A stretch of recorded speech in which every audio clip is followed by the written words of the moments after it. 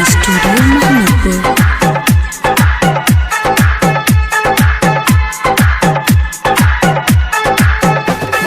नाचतनी तू गोरी, अरे माई रे,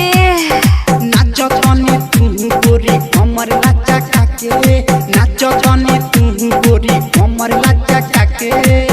ढोढ़ी देखा के तनी हम देखा के,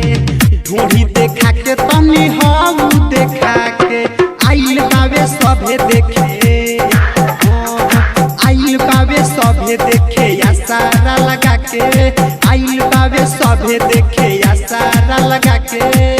लहंगा उठा के तनी ढोढ़ी देखा के रे, लहंगा उठा के नाचो ढोढ़ी देखा के,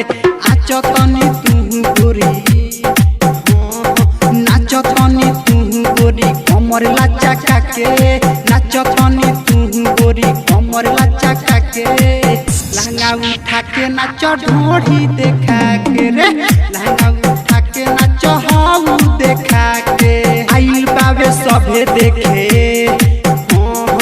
आइल बावे सभे देखे या सारा लगा के,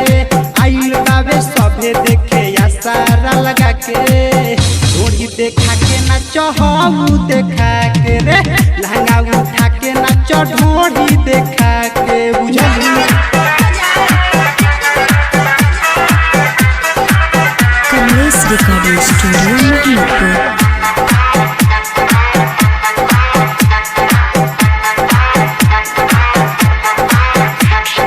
लइका जवान सभे भइल तोर दीवाना,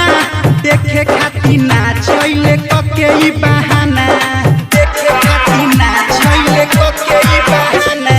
लइका जवान सभे भइल तोर दीवाना, देखे खातिर नाचैले कके ई बहाना, पतली कमर तोहे जैसे जैसे हिली, सुनो ए हो गोरी तोहे छूटा वैसे मिली, हंस मुस्कुरा के तनी, हाँ हंस मुस्कुरा के तनी कन्हखी दबा के, हंस मुस्कुरा के तनी कन्हखी दबा के,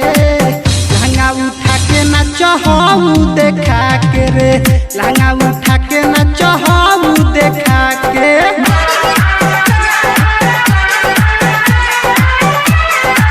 कमलेश रिकॉर्डिंग स्टूडियो मोहम्मदपुर।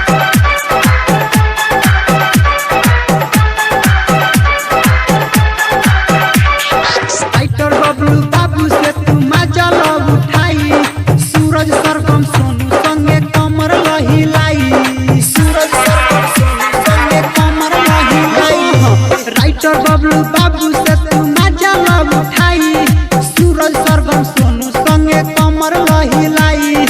दूर दूर से नाच देखे आइल सभे बावे,